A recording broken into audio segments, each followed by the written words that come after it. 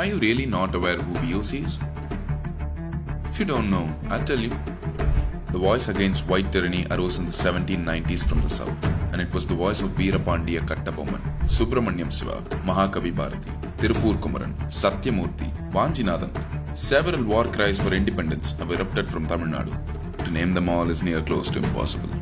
The Tamils, who fought fearlessly against the aggression of the then ruling British, fought imperialism in every possible way. And the most important one of them all, who gave the British a taste of their own medicine, who went tit for tat and shook the foundation of the British trade was V.O. Chidambaram, deemed the most dangerous man to the British.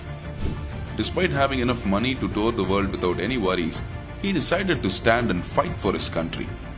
The Swadeshi movement ignited by VOC rose on par with the non-cooperation movement and gained momentum.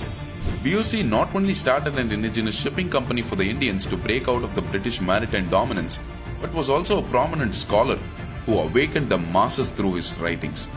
Independence of the British nation was not his only objective. He also stood for the social liberation of its people, revolting for the enslaved coral mill workers in Tuticorin and propaganding class representation in 1920s are a few episodes of his heroic action. Periyar, the father of the Dravidian movement, praised V.O. Chidambaram by saying, "I started engaging in public service only after seeing him." Unable to fight VOC, the British snatched the barrister title from him, but his efforts to struggle for freedom did not end there. The British authorities arrested V.O. Chidambaram, charging him to be a traitor, and punished him with 2 life sentences, a total of 40 years. Indian prisoners collected money to help him get out of jail.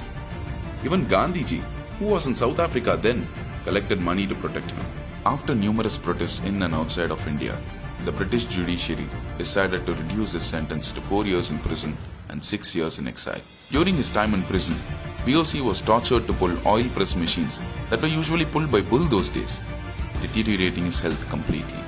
In a letter to the British Queen, an official had written, "Chidambaram is the most dangerous of the Indian freedom fighters.